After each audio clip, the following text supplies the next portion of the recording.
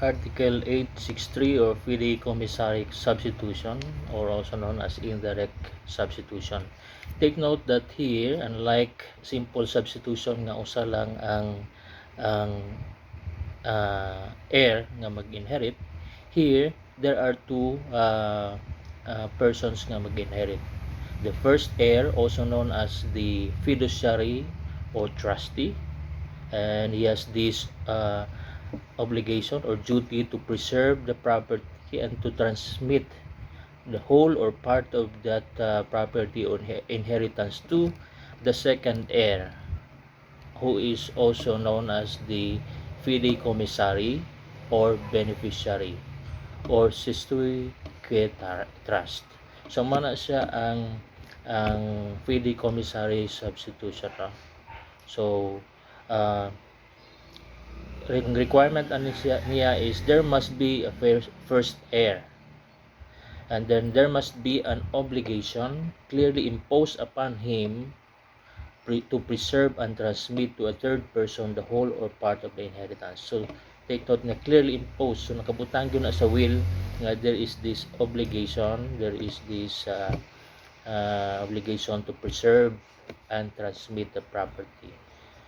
So, and then there is the second heir, and the degree between the first and the second heir must only be 1 degree, or also known as 1 generation, like the father and the son, or mother and the son, or kung ang first nga ginatagan is the son, so the beneficiary or fideikommissary can be the father or the mother.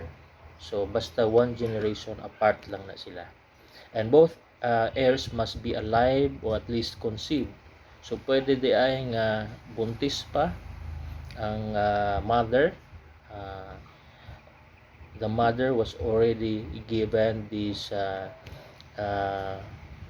obligation to preserve and transmit the property to that person nga iyang gina-conceive.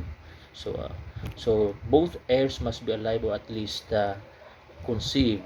Of course, the beneficiary lang ang ma-conceive na niya, no? Conceived at the time of the testator's death.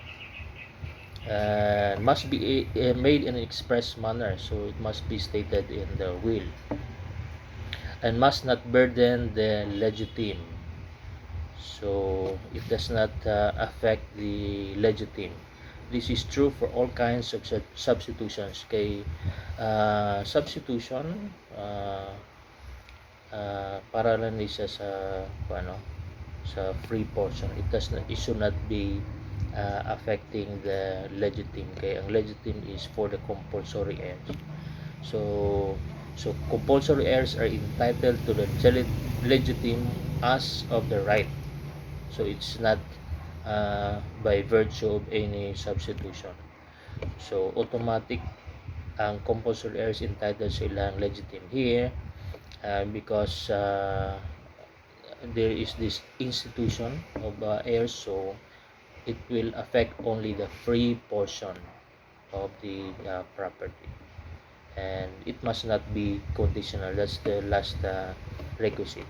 There must be no condition. So there is this only obligation only, but no condition. It's not conditional substitution. Okay.